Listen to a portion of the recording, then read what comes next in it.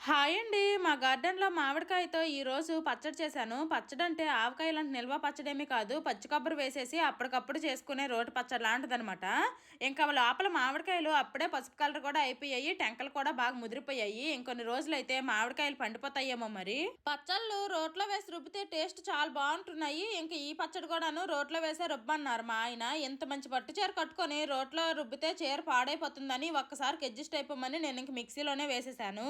ఇది నేను విస్మయ్ ఫుడ్ లో చూస్ చేశాను. చాలా ఈజీగా త్వరగా అయిపోయింది. ఫస్ట్ వేయించుకున్న కొన్ని పల్లీలు, వెల్లుల్లి రెబ్బలు, పచ్చిమిర్చి మిక్సీ పట్టుకొని అందులోనే కొంచెం కొత్తిమీర, పచ్చి కొబ్బరి, వాటర్ వేసి మళ్ళీ మిక్సీ పట్టుకోవాలి. తర్వాత తొక్కలతో సహా కోసుకున్న పచ్చి మామిడికాయ ముక్కలు, ఉప్పు వేసి మళ్ళీ కొంచెం వాటర్ వేసుకొని మిక్సీ పట్టుకొని ఫైనల్ గా పోపు పెట్టేసుకోవాలి. పోపులో పోపు దినుసులు, కరివేపాకు, ఎండుమిరపకాయలతో పాటు చిన్నగా కట్ చేసుకున్న అల్లం ముక్కలు, అలాగే పసుపు కూడా వేసుకోవాలి. పుల్ల పుల్లగా పచ్చడి టేస్ట్ అయితే చాలా బాగుంది. మా అందరికి చాలా బాగా నచ్చింది. Bye bye.